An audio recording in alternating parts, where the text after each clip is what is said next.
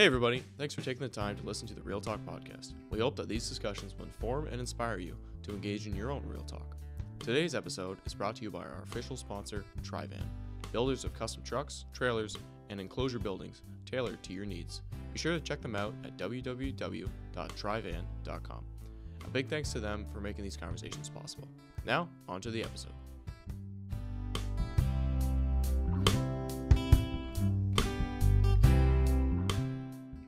Hello, everybody. Welcome to Real Talk Roundup number 3, episode 65. I don't know what we're calling this. Maybe juggling with Jon. Jon seems to have picked up a new habit of learning how to juggle at, I wouldn't say ripe old age, but middle age. Hey, Jon, how's that going for you? Yeah, I discovered I'm more coordinated than I used to be. So Tyler says he's got some tips for me, and away I'll go.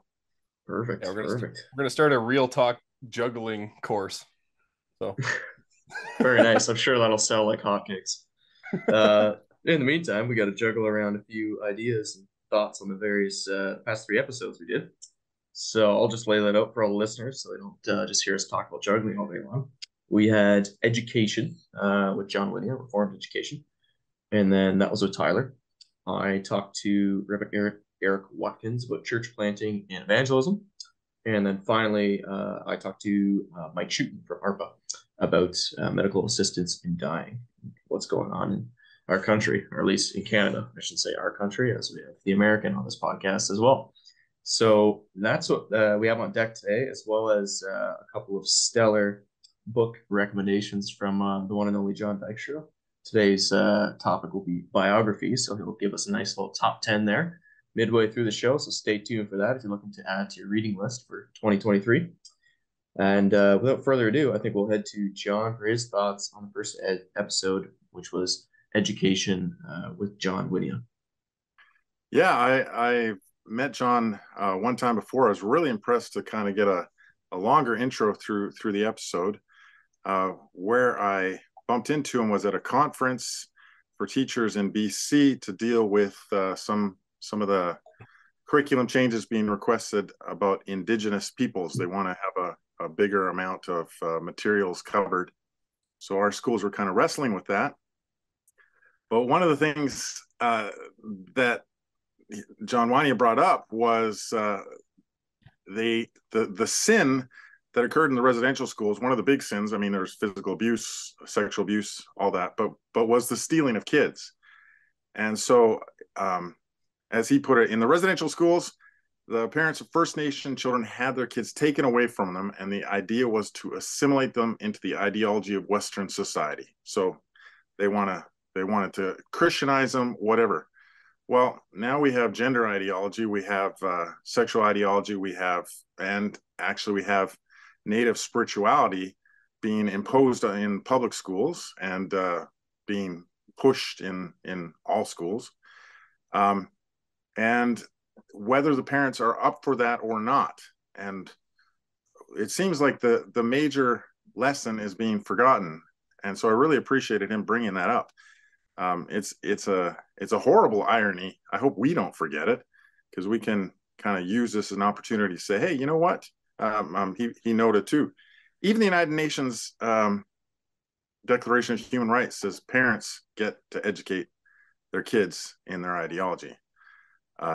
So when the pressure comes, if we have to celebrate, Native spirituality, because in our own schools, it is a weird irony. Yeah, that is true. There's a bunch in there, including the rhyming. What, Tyler, do you remember what it was? The covenantally founded, confessionally grounded, enmity surrounded, And bound in unity. Unity bounded. Yeah. So it's just that third one, I think, is enmity surrounded. Did you guys have that emphasized that when you went out into you graduated, you're kind of going into a battlefield, or was that really a focus in your Christian schooling? I think at least in with the focus to post-secondary education. I think I noticed that like teachers would often, I don't know if it was, yeah, I don't know if it was so explicit, but it was definitely well, at least my parents would say like, yeah, like this is kind of preparing you, but like the world's a disaster. So like you're here now, soon you're going to be in this hellscape.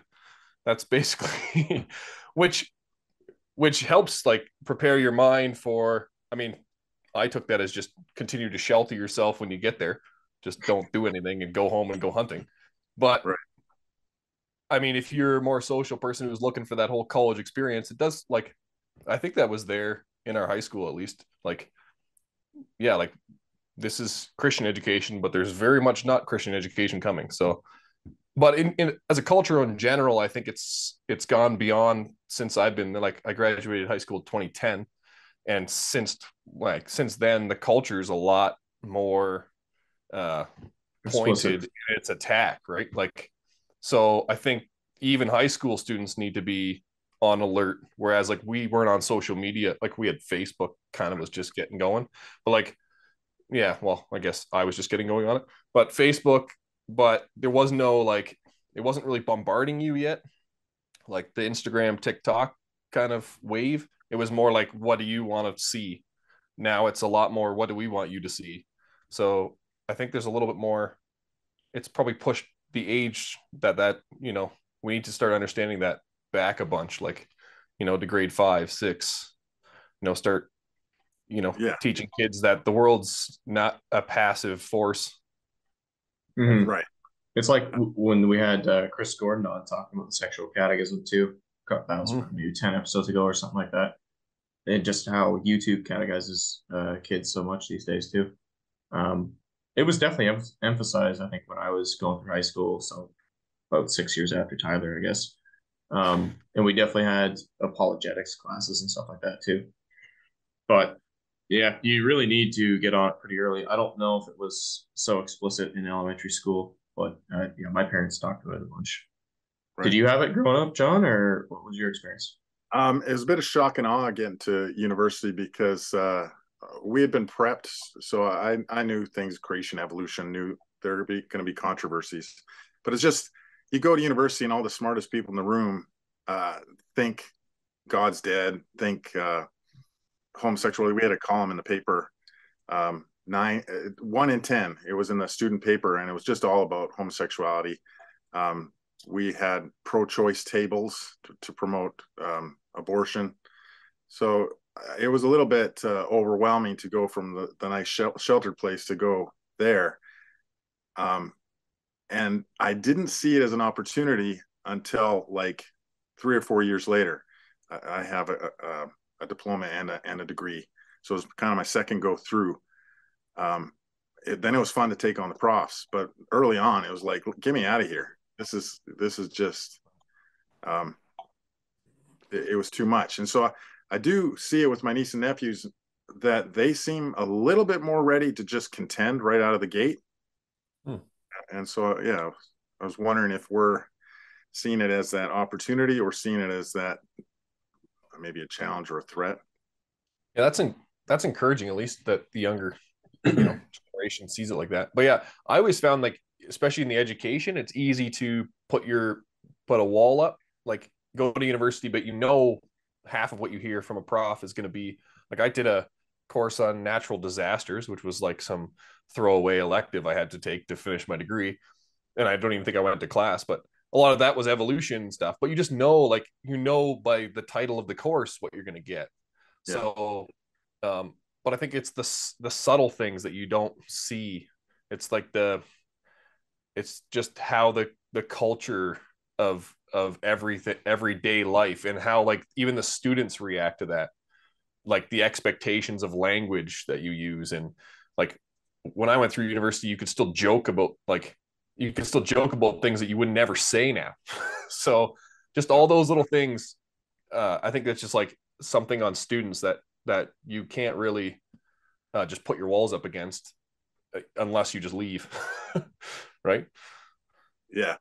No, I wrote a opposition piece for the paper on homosexuality, and I could actually get it in. Right. It was humorous, That's it was just all that, but I could actually have that back then.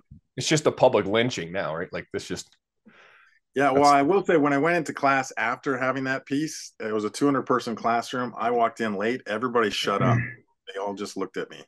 So there was still a bit of a. You're getting noticed. You get noticed. Yeah. Yeah. Oh, that's fair. Yeah. Yeah. No, if I can, I don't know if John had anything else. Otherwise, I'm going to jump in on like some of this. So John's work on the League of Canadian Reformed Schools, crazy acronym. I like I knew a lot about what he did. He's actually one of the guys that I ran this idea by before. I think before I ran it by Lucas, like or before we started actually chatting about it being a thing. I thought like, well, this is actually a good podcast, is a good idea, and he was like very excited about it. So, but John's work on the League, I was kind of familiar with it, but it was good to like see how that whole organization is kind of structured, and then like the benefits, and then obviously now being at West, I'm thinking about it like, all right, let's bring it out here. Let's start like kind of unifying all of the schools around the country and not just Ontario, because we can all use that curriculum work, and we can all use that, just a heads up on what the culture is going to bring us, or what governments are going to bring us into our schools and stuff. So yeah, just hopefully that was informative for people, just to see, especially people who aren't like as part of a board or part of the education, kind of world. But yeah, I appreciate you had that experience of going through the review process with them. I didn't know anything about that. I've been on the school board too, and the difficulty I found being on the school board is nobody elected me to do anything. Like they put me up there because they think I'm not going to run off the money, and so there's a trust level. But I wanted to get apologetics going. Nobody resisted. Nobody was opposed. But I also didn't feel like I had a really great mandate to push it hard. So we have something going, and everybody was happy to do it. But nobody could really just ram more through, because on what basis? I mean, yeah, right. Yeah, the principal kind of would like it, and we hadn't. Whereas that review process that you talked about, with everybody coming down and saying, "Well, what I'd like a swimming pool. I would like a." An apologetics program. Well, how yeah, am I it really going helps like the membership gets on the same page. Yeah. So we've done surveys before, but the problem with the survey was, we have maybe 80 supporting families or something like that. Well, some of the things might get supported by 4 people, and that's the high mark, because they're just randomly dispersed everywhere. Whereas that process seemed to really give you an opportunity to coalesce around a few ideas. Yeah. If anyone's listening from a board, I would encourage your board to get the League to do that for your school. I know churches have done it too. Like, I mean, obviously, you're like, the gospel's the most important, but like, what things are important to us all? Are we going to be missional? Are we going to be whatever? Yeah. Mm-hmm. Yeah, it definitely showed me the importance of what the League can do for the schools, and the important role it plays, and how it's structured with all the various committees and subcommittees. So yeah, it's nice to hear that lots of good work is going on there. So definitely encourage people to get involved. Any further thoughts on that, guys, or we want to move on to church planning? Yeah, let's move on. Good to go. Perfect. All right. Well, Ty, I know you were raring to go to talk about this one. It was a fun one for me. I loved chatting with Pastor Eric, and get a lot of. I mean, the guy was a quote machine, so it was just a fantastic time chatting with him. So, what'd you make of that interview? You call him pastor, but he was like Reverend Doctor. So, oh, I know. Well, he's a friendly guy. So. Yeah, no, that his bio was like impressive right off the hop. So, yeah, there was a lot from there. Like, just I'm really interested in this topic. I mean, we've talked about it obviously before on the podcast, like the missional church, that kind of movement, and like how does like evangelism fit in? But like the way he described uppercase versus lowercase evangelism, I thought was like, I mean, not something I had never thought of, but I've never thought about in those terms. And what is the uppercase versus lower? Well, so like uppercase evangelism was like evangelism proper, I guess, like basically missions, like having a pastor who does it, or it would be somebody who's called to it, or somebody who feels like they do that. Well, here I could describe it like this. He used a quote from Paul, the Apostle Paul, from 1 Corinthians, where he says, "Woe to me if I don't preach the gospel." So he used that to describe like the person who does uppercase evangelism goes to bed at night thinking, "Woe to me if I don't preach the gospel." Whereas the lay person in a church doesn't go to bed thinking that. They do like lowercase evangelism, where they're living out the gospel in their life and witnessing where they can, and maybe getting involved in the church in a program, or like still reaching out to their neighbors and through relationships bringing people to church, bringing people to Christ, but don't preach on the street corner, or like these things we associate with like actually missionary activities. So I thought that was like an interesting way to differentiate the two. And then he's he mentioned like he's not there to like, he's not advocating tearing things down. So like not we often think of like, Lucas asked like, where did we go off the track with our Reformed churches in that episode, where he was like, whoa, we didn't go off track. But in a way it was like, okay, well, we talk about this in a way because we're not where we think we should be.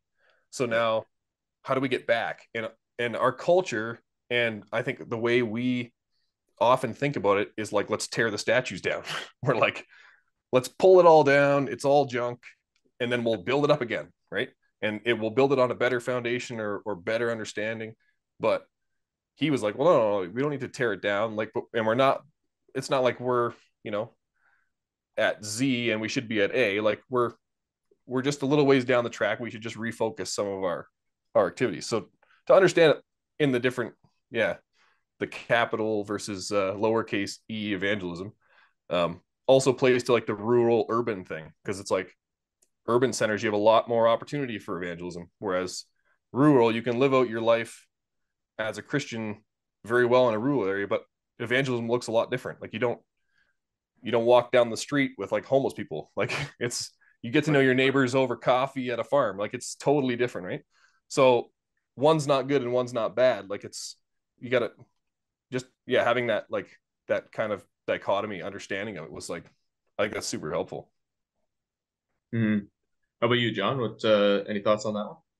Well, I loved so many of the quotes he had in here. One of them was, I think our problem at times is that we have too small a view of the Holy Spirit. Our doctrine of the Trinity is too abstract. And so what I mean by that functionally is we don't expect the Holy Spirit to show up and do great things in our church. And I was like, he talked about how God is the God of the impossible, not, just his weakness. I've experienced that too, where I feel closest to God is when I'm doing something where I just so know that it's not within my capabilities. And so I'm going and my biggest thing was I did some political campaigns, and they were beyond me, and God gave me the words. So why don't I rely on that more often? Why don't I trust that the Holy Spirit will show up? So when this guy was talking, it was like, yes, let us stick our neck out and say, Lord, this is where you want me to be. And it's kind of seems stupid for me to be here, but Geronimo, and here we go. So I loved it. That guy had so much enthusiasm. He wasn't even talking fast, but he just seemed to be talking fast.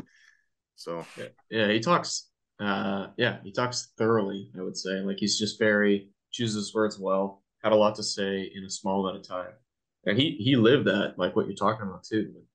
Taking his, I think he told the story about having, like, they had a child, they moved like 2 or 3 days after that or something crazy to like plant this new church somewhere else in Florida. It was just unbelievable. So he's definitely put his money where his mouth is as far as that. The Holy Spirit work. Even his conversion, like he was like, he's reading a Bible his sister gave him on a tour bus following, I don't know, Grateful Dead or something. And like, expecting this Holy Spirit to show up. Like there's a good example. It's like, who expected that? Like he didn't expect it. So no. And we didn't get into it, I don't think, on the podcast, but he keeps like he has the ponytail still. He keeps that as like a reminder of his past to kind of remind him where he came from and what this Holy Spirit and what God has done in his life. So I thought that was kind of a neat little tidbit to share with people too. Oh, that's cool. Yeah, I like the one question he asked too. He talked about an uncomfortable question of whether could a covenant child graduate our Christian schools, one of our high schools, without ever seeing a parent or church leader lead someone to Christ, or just share the gospel with a non-Christian. And the unstated thing there was, yes, that could very well happen. And that's where, as a parent, there's a prod right there. Like, I don't know, as a single guy, you might think maybe I'll get to it. I'll do it. I'll get along to it. But as somebody entrusted to model what God wants, your hypocrisy kind of pops up a little bit more, because it you can see the mirror of your kids. So that's a pretty potent kick in the pants. Yeah, I know. I had to consider it long and hard. Like, I don't know if I've actually seen. Well, I mean, growing up under a pastor, you do see that a little bit, but like, yeah, just out there, like for teachers or other authority figures growing up, like it isn't something I saw too often. And I'm not saying that to slam anybody. Like it's just as much on me now. Like it's not a regular habit, and I think it should be. But no, and I wonder what those opportunities are, because the ones that I seize on, because they're a little bit easier for me, are pro-life stuff.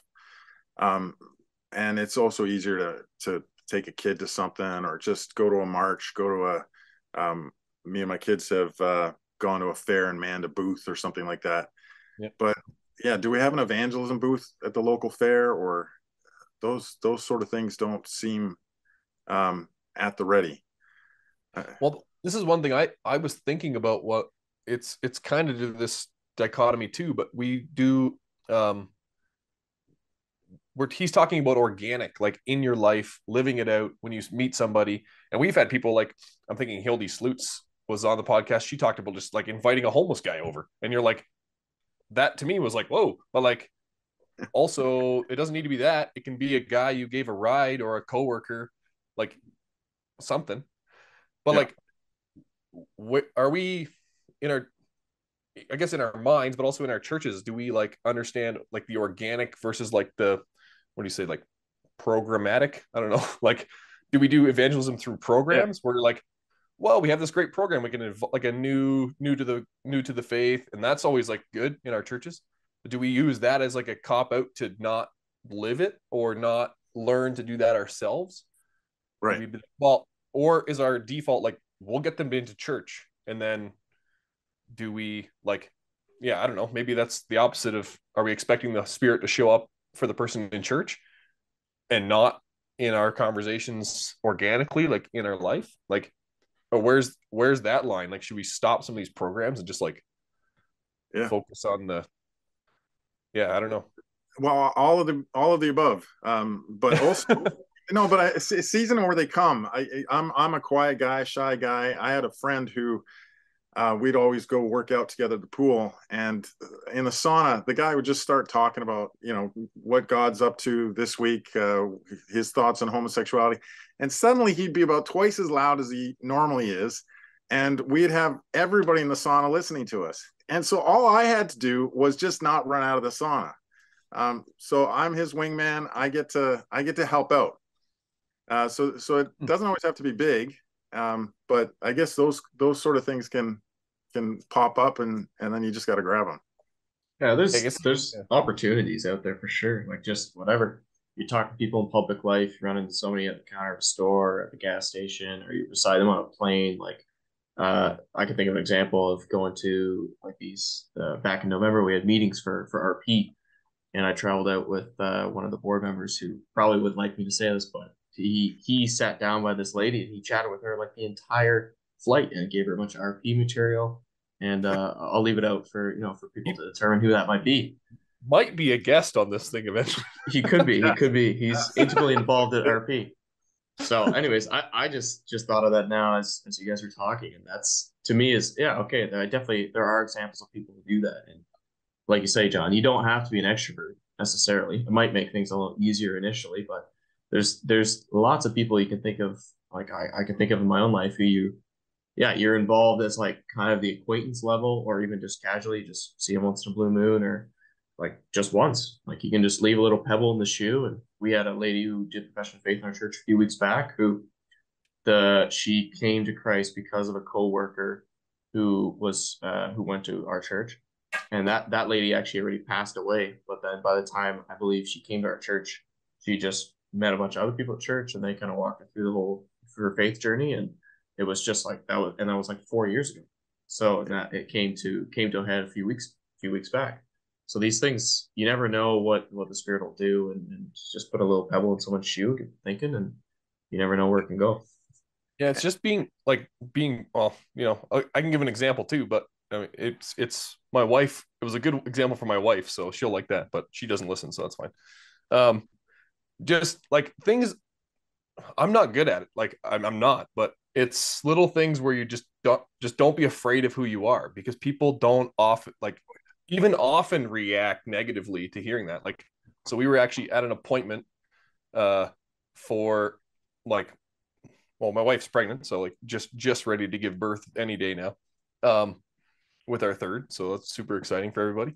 John wanted me to mention this too.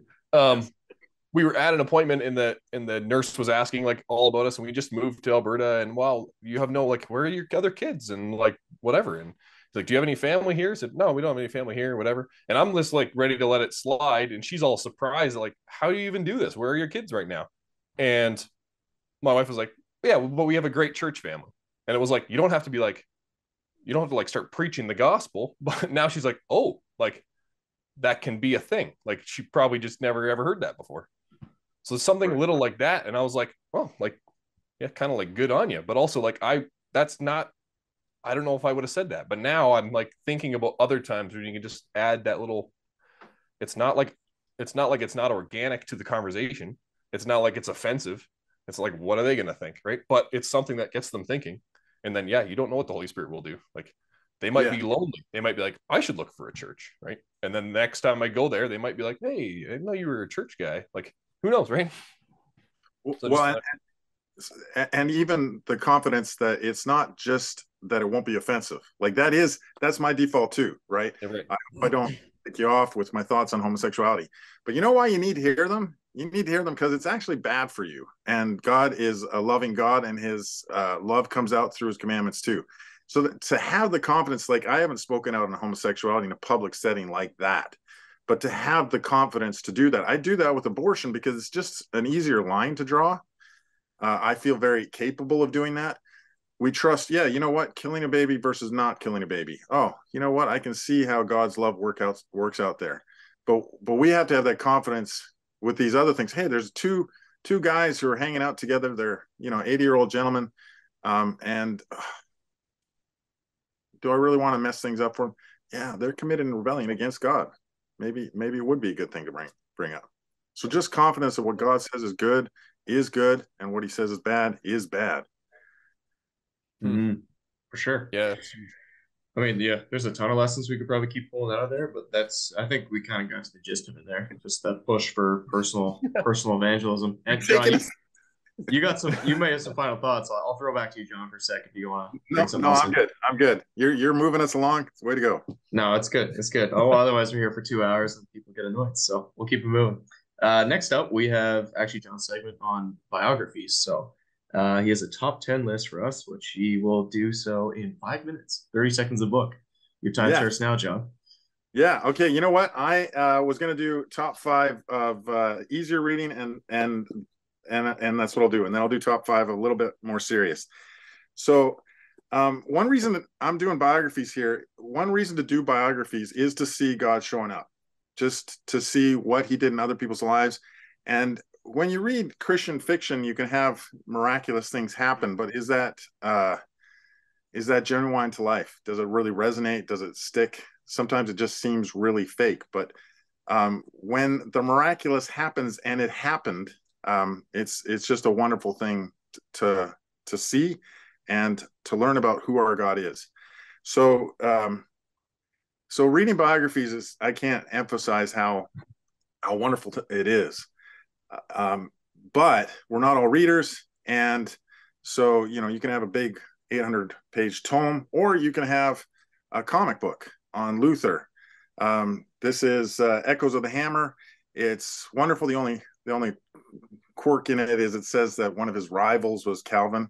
So we'll just forgive them that. But it's a wonderful biography of Luther. I don't know.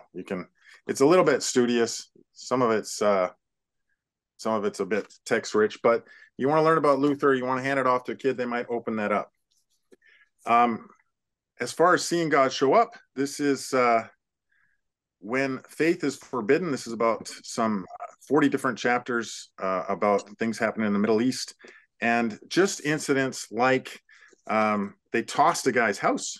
They're looking for Bibles. He's gonna be in a lot of trouble.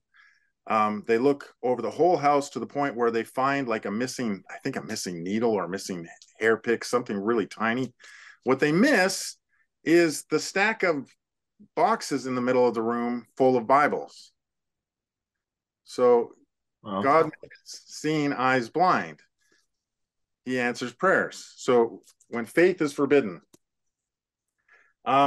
just going with a little bit lighter. These are a little bit big, but they're fictionalized biographies. So this is Charles Spurgeon and Thomas Johnson, who was a former slave. They became best friends. They were encouragement to one another. Steal Away Home. Just a wonderful way to learn about Spurgeon. I didn't know too much about him. Turns out he wrote tracts that got burned in the U.S. He was very anti-slavery, and the U.S. was often very anti-Charles Spurgeon. So it's a good read. John Knox the Thunder. John Knox is like an action hero. The guy was not just a preacher to queens. He was at one point a bodyguard, holding a big sword to ward off anybody who was going to take out the previous preacher. So just a really, really good read. And then these are finishing the top 5 of the lighter reads. Just on marriage. A Promise Kept is Robertson McQuilkin, about him and his wife's life. He's a Bible college professor whose wife got Alzheimer's, and he found out she had it. She needed him at home, and he dropped his many responsibilities and just went home and took care of her and wrote a book about it. And people thought, how you should get somebody else to take care of her because you have so many things to give God's church. Well, gets me a bit verklempt. But The Vow is a horrible movie. It is a wonderful book. The people who wrote the movie actually bragged that they had never read the book. So don't see the movie. That sounds like what I would do. I was just about to say. Yeah. It is about a true story about a woman who has a car accident, loses her memory, and she forgets who her husband is because she loses basically, I think it's the last 5 years, and she met her husband 4 years ago. So she wakes up, discovers she's married, but she doesn't remember her husband. She is a Christian woman. She did make vows, and so she takes them seriously. And it's about falling in love again. So The Vow. You gonna rip through these really quick? Yeah, keep her going. You're doing well. Just ignore his timeline. That's So a top 5, a little bit more studious, but really worth the time. Man of the Hour, about the Canadian Reformed Church's very first pastor, Jules Takeoven Popta.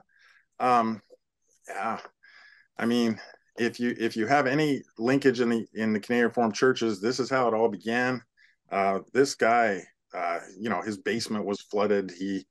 He was serving multiple churches over vast territories, and just what God did with him, and also what he was willing to give to God. Like, it is about giving God the glory, but examples like this gentleman, just to see how much more do we have in the tank. God gave us these skills. Maybe we underestimate what we can do. So he gave his all. Kara Tippett is a pastor's wife who was writing a mommy blog, and then she came down with terminal cancer. So this was taking comfort in just the assurance of God. So it's a book about dying. The hardest peace, Kara Tippett's. Very, just very, very powerful. Then these are my top 3 of all time. I don't know if I will ever top these, but also about God showing up. The Hiding Place, famous to us all, Corrie ten Boom. If you haven't read it, you really got to. This is all about just prayers and God providing exactly what they need when they need it. Not they're not having an easy life of it. Her sister dies. She makes it out. She makes it out on a miraculous clerical error. At one point, when they're in the concentration camps, so sorry, this is about World War II.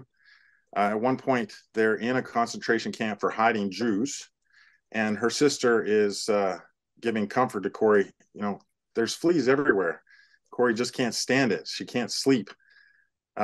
Well, the guards won't search their cabin because of the fleas, so they can do Bible studies. So, Brother Andrew, God Smuggler, again praying for seeing eyes to be blind.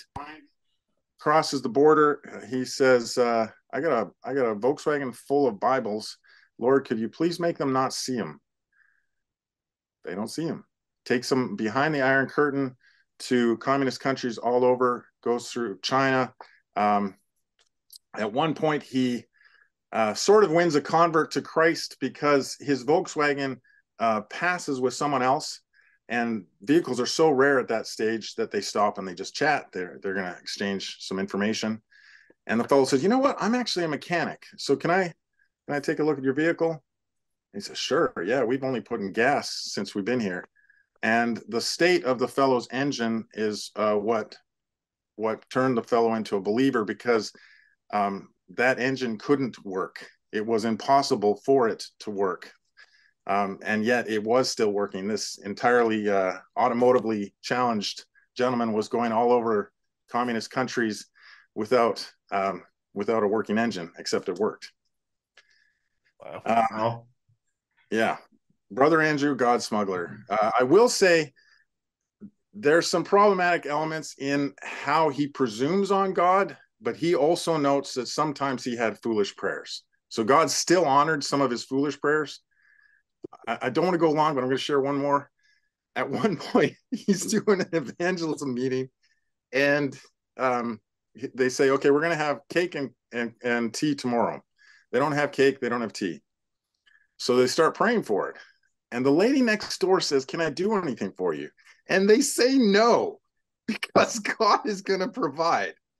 So they turn her down. And what shows up in the mail but a cake that somebody mailed them about a week ago? So God gave them what they needed when they needed, even when, I'm sorry, that was just dumb. Yeah. Yeah. Wow. So, Crazy. One more?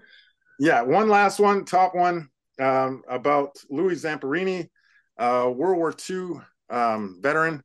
He made it through Japanese concentration camps. He made it through something like 80 days on a raft after his plane got shot down. They made a Hollywood movie of his life and forgot to include God. Now, one of the things that's just awesome about this book is he endured a lot before he knew God, but he felt God's presence. He just didn't know what to do with it, and so that's something through me maybe made me reconsider some stuff. I have some non-Christian friends who I can now see that might very well be God tapping them on the shoulder. They're not Christian yet. So he was in a concentration camp with the Japanese, and he basically felt God. What we would say is he felt God's presence, but he didn't even know who God was. So it says he's unbroken. Laura Hillenbrand's Unbroken, but it's really about how God repaired him. He brought him back. Just an absolutely remarkable book. So that is my top 10. I think I snuck in 11, but I think wonderful. 9. So all right. Well, hey, 10 minutes isn't too bad, Yeah, it's only 4 minutes. So it's only Linda from Langley banging on her steering wheel. Hurry up, John. No.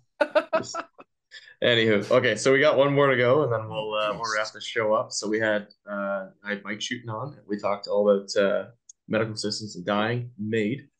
So that was, yeah, I enjoyed that conversation too, as morbid as it could be. I think Mike, well, he gave us a lowdown on, if this is kind of the worst case scenario, this is the path we could take, but there's reason for hope, there's reason for optimism. They've since put a stay on it, kind of a delay on implementing that further for minors and whatnot. So that's encouraging at least, and we'll see where it goes in Canada. But yeah, it's just to talk to Mike to get his experience about what it was like to go in front of parliamentarians, both MPs and also senators, to go with his wife and to hear his story, obviously with his son Marcus passing away. Yeah, it's just inspiring, and even just talking to him, I could feel it, even though it was over Zoom. You could tell like the Lord's at work in his life, and he's yeah, I think it's obviously changed. The whole experience has changed a lot, but obviously for the better, I would think too. So it was encouraging to hear Mike, and it was nice to chat with him about this issue, because it's good to know what's going on. It's an important one for sure. So maybe I'll throw it over to you, John, for what you got out of it, what your takeaway was. Yeah, you had a lot of interesting back and forth, talking also about the way, I don't know if it was Mike or you, just the way that it's pitched between all life being precious and, that's one side of the conversation, or believing human choice is the ultimate thing. And what struck me is, if the human choice one is just an illusion, because, if you aren't treating all life as being precious, then as Mike noted, I mean, you just don't even devote the same resources to it. You don't. He had wonderful care with Marcus, but that's not available to everybody. There have been crazy stories, like a guy is in danger of being homeless, so he's looking into euthanasia, or a lady can't get a ramp up her house, so she can get a euthanasia course of treatment. So. Mm-hmm. That's not autonomy. That's not you making a choice. That's you being steered to the one choice. So it just highlights again, all life is precious, or human autonomy. No, you aren't. It's all an illusion. We got the only thing. We got the only hope on offer here. What the Care Not Kill campaign is hopefully going to rally. I mean, it already has. There's a stay on expanding this to mental health, but they're rallying people where they already are at. The Liberal government is pushing even the secular public. So this can rally us and save some people now. God's church has to be speaking about that contrast. You want to have autonomy? You don't have autonomy. God's in control. And treat all life as he wants it to be treated, or you just have vapor. You have war veterans getting medical treatments, So yeah, no, it's a huge opportunity for the church, and the culture, but maybe the public is pushing back a little bit, which is encouraging to see. Your thoughts on Ty? Yeah, I just think we're kind of at this in this conversation. I feel like the secular culture is where, I don't know exactly the timeline on abortion, but like, you got to think it was like the 70s or 80s. Like the public opinion on abortion is like completely flipped. But I don't think on this it really has. Like, I've seen some witnessing from the Care Not Kill campaign, people throwing flyers on vehicles and stuff at like Lime Ridge Mall, I think. And we were finding Facebook posts from random people who got these flyers who were just like appalled. They were just like losing their minds. Like, they could not believe that their government would do that. And people don't pay attention, so they don't know, right? And then it's these people who think they have this autonomy that are pushing this on people. And I mean, politicians mostly just pretend that they're doing things for the public, right? But I don't think that the public is there. Like, so to speak about this from a Christian perspective, this is the one issue where we can be like, it's not controversial at all. I mean, like John said, we shouldn't just worry about that, but like you're not going to offend someone by telling them you don't want them to die. That's just like, it's just so dumb, right? So I mean, the narrative is flipped on abortion because now you're trying to fight this whole it's a choice versus it's not a choice. Like, but the average person you talk to doesn't want to die.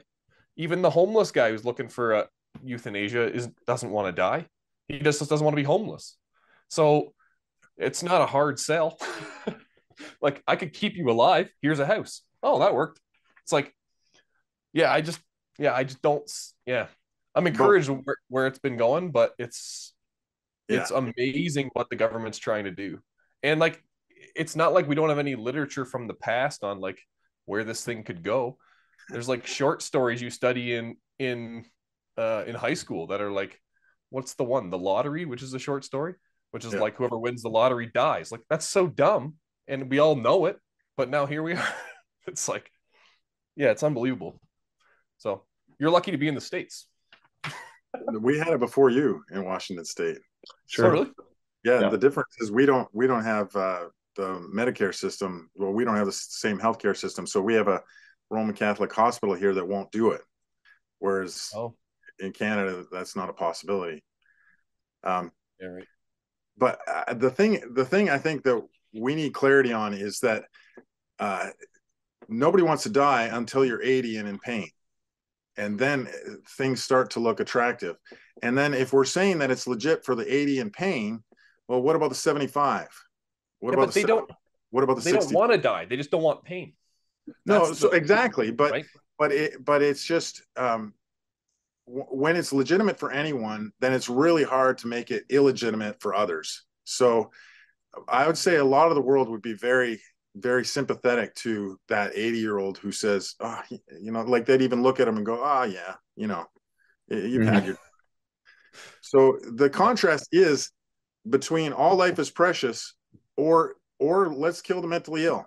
Let's kill somebody because they're depressed. Let's kill somebody. Like, there is no stop for any of the rest of it.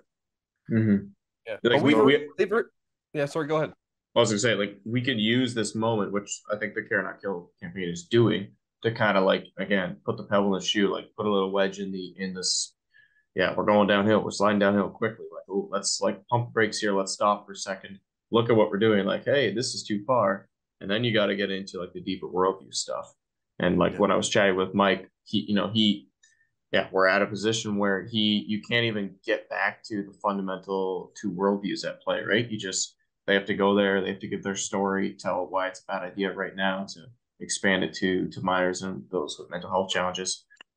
But if we can use this to get in and be like, hey, like, all life is precious. Like, I know you want the option when you're 80 to go out on your own terms and to die with dignity, but let's re-examine that. Like, it's not actually what you think it is. And then we have to go down to the presuppositions. And I don't know. I think that's a huge one for us to keep hitting. Yeah. So but they've already swallowed that pill, which is a matter of speaking that's fairly relevant.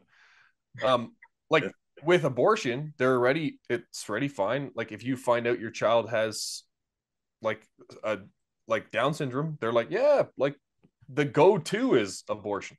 So if you've already seeded that ground, like, how are we going to get back to a let's talk about our worldview perspective? Because they're already so far down that road. Yeah, but if they go too far, which I think they're doing right now, like Trudeau is clearly pushing farther than public opinion will let him. This is an opportunity to like put a little stake in the ground, and then people are like flabbergasted. Like, what are we doing? We're killing like a 13-year-old who's got mental health issues. Like, that's ridiculous. And then you use that to have the conversation, which gets into the evangelism from before. John, go ahead. Bait John a little bit. Yeah. No, we can put a stake in the ground, and then we could act like we expect the Holy Spirit to show up. Yeah. That's it. I mean, you can wrap these 3 episodes up together. We gotta teach our young people to be ready to use these opportunities. Mike spoke. That's what Mike concluded with at the end of his was, you can look at these as challenges and threats, or you can look at these as opportunities. The darker the world is, the brighter God's truth shines. And so it's just crazy out there. And so people are getting an inkling of it. And so, yeah, they might be up for aborting the Down syndrome kid, but they're not up for aborting the just born kid. Now work it out. Figure that, what's the difference? Let's actually explore that. Why are you treating one thing as precious and one not? And we need to be ready to do that. And then, but they just don't care. Let's wait for the Holy Spirit to show up. Yeah. Mm-hmm. There you go. We got to educate our kids. They got to go out to the world and be evangelistic so we can talk to people about stuff like MAID. There you go. All three. Beautiful. Look at that. The Love juggling. He caught them all at the end. I caught them all. Oh, you caught him juggling. Yes, we juggled all the balls. That's good. Yeah. No, it's just all about sharing Christ with the culture. Episode 65. We've been at this for a while, this podcast thing. Yes, yes. We're getting there. All right, fellas. I think that was good. I think we wrapped it up, put a little bow on it. Any further thoughts, or we're good to go? Yeah. Oh, my blood's boiling now, so we should probably end it. Yeah, probably. Before you say something stupid, you know? Good stuff. Well, folks, thanks for hanging in there with us. I don't know how quite long this one to be in, but this was a fun one. I think we had a good slate of episodes to go over, and we're excited to keep going on in the future. These conversations are important. Hopefully you enjoy them. Hopefully they inspire you and to have your own conversations, and they inform you a little bit too. So with all that said, keep having real talk. Catch you on the next one.